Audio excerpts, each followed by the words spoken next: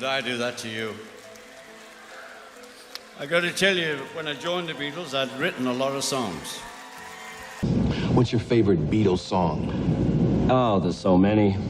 I still love Rain. He never asked for the spotlight, never demanded the solo. Ringo Starr just sat behind his kit and kept the world's greatest band from falling apart.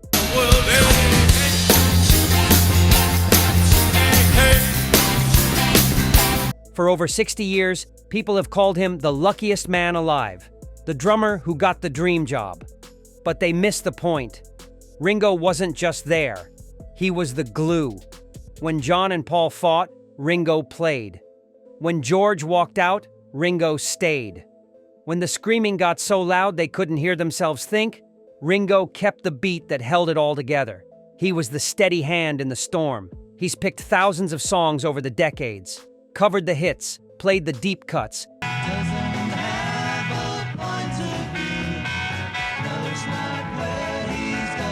carried the legacy forward, but only 5 stayed with him. 5 songs that felt true when everything else got complicated. These aren't the obvious choices, not the chart toppers or the crowd pleasers. These are the tracks that lived under his skin long after the last note faded, the ones he still hears in quiet moments. Before, fame turned everything upside down. Before the band became bigger than music itself. These songs meant something different, something personal. These are Ringo's 5 favorites, and he's never changed his mind. 5. Rain. Some drummers keep time. On this one, Ringo bent it. Rain wasn't supposed to be revolutionary. It was just a B-side, something to flip over after Paperback Writer. But Ringo heard something different in those sessions. He heard space where others heard emptiness. And in that space, he found his voice.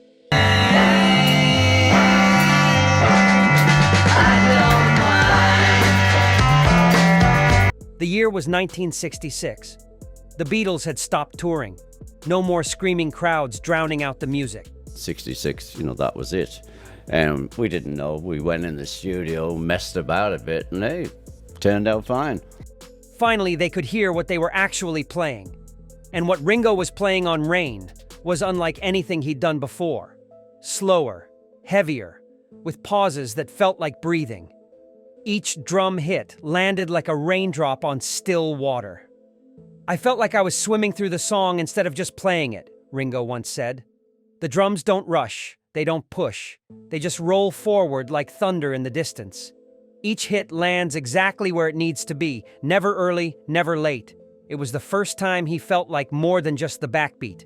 The first time the rhythm became the star. John's vocals were slowed down, backwards at the end. Paul's bass walked like it was half asleep. George's guitar dripped like actual raindrops hitting pavement. But it was Ringo's drums that made it all make sense. The foundation that let everyone else get weird. The steady ground they could stand on while everything else shifted and changed. Years later, drummers would try to copy that feel. That lazy, confident groove that sounds simple but isn't. They could hit the same notes, use the same fills, but they couldn't capture what made it special. Patience. The trust that less could be more. The understanding that sometimes the most important thing you can do is know when not to play. Rain proved something to Ringo that day. He wasn't just keeping time anymore. He was bending it, shaping it, making it his own. And for the first time, he realized the quiet Beatle had something to say too. 4. Tomorrow Never Knows revolution doesn't announce itself. Sometimes it just sits behind a drum kit and waits. Tomorrow Never Knows was the sound of 4 lads from Liverpool discovering they could build new worlds.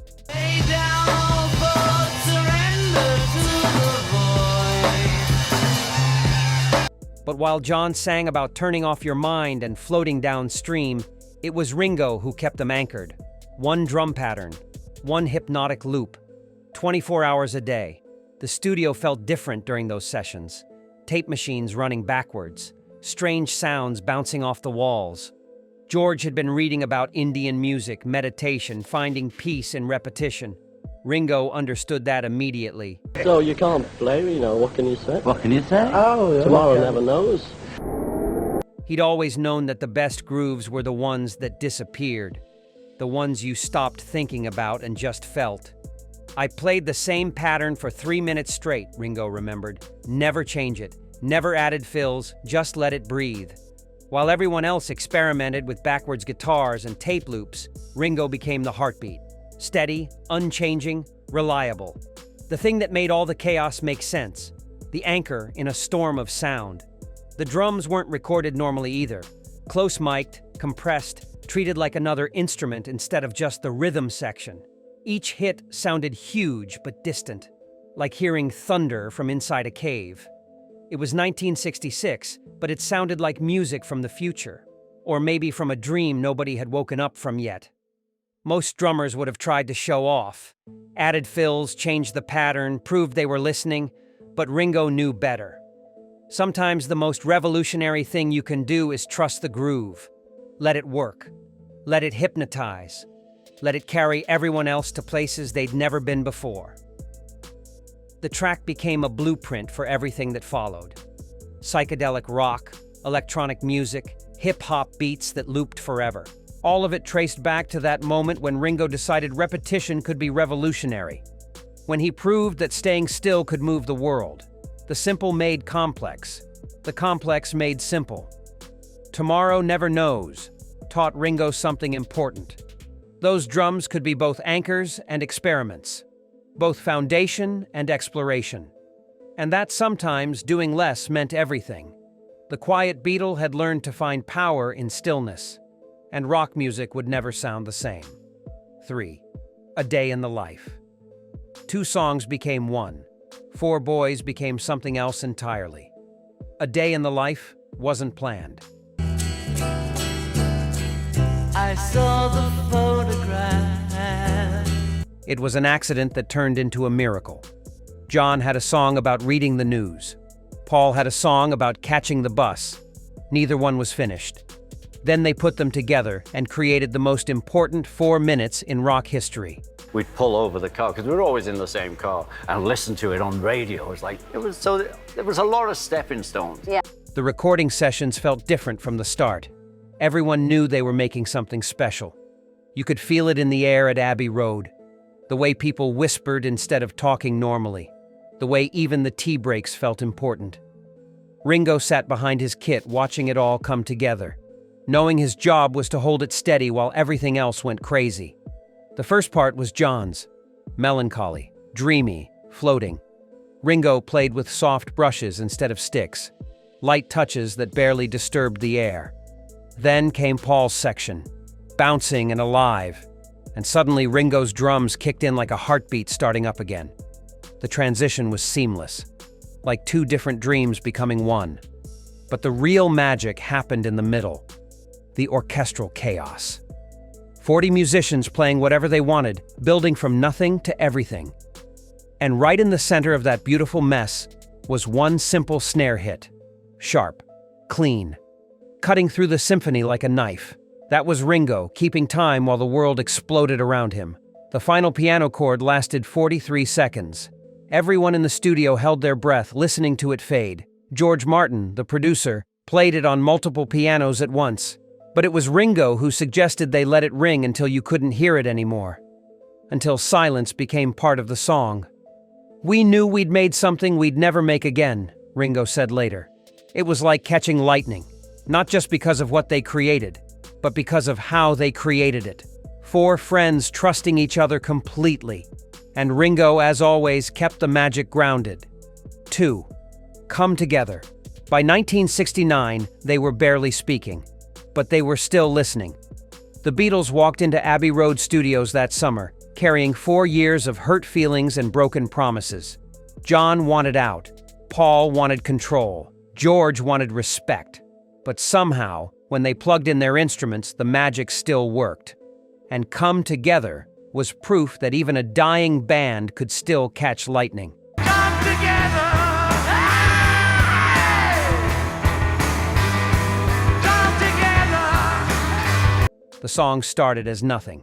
Just John fooling around with an old Chuck Berry riff, mumbling nonsense words that sounded like poetry. "Here comes an old flat top." Nobody knew what it meant, not even John. But when Ringo heard it, he knew exactly what to play. Not what the song needed, but what it deserved. A groove so laid back it was almost falling over. I played it like I was half asleep, Ringo remembered, but in a good way. Like Sunday morning when you don't want to get out of bed. The drums entered 4 bars in, dragging behind the beat just enough to make everything swagger. Each snare hit landed like someone dropping a heavy book. Lazy, but powerful. Confident, but relaxed. The bass line was Paul's, walking and sliding like it had nowhere important to be.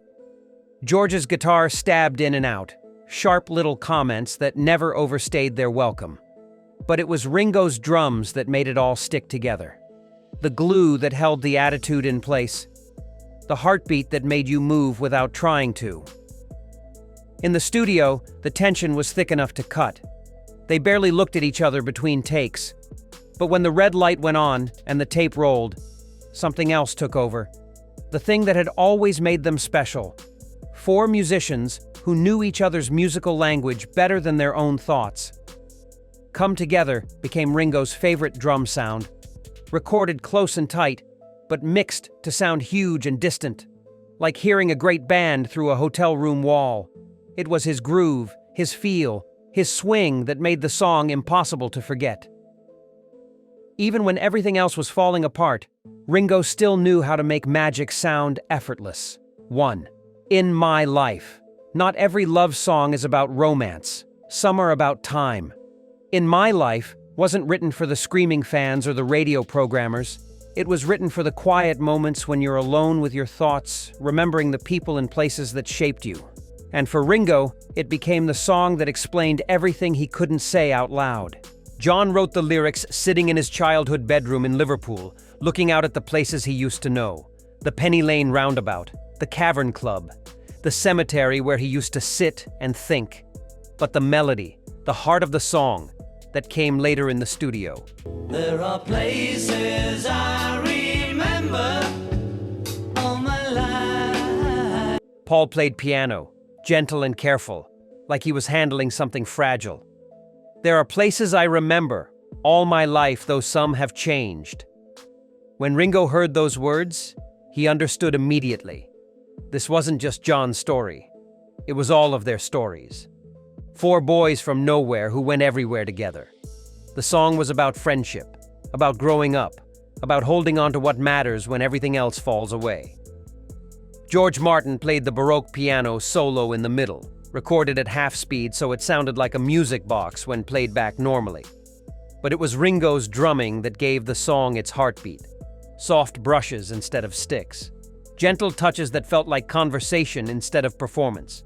He played like he was afraid of waking someone up. The recording session was different from all the others.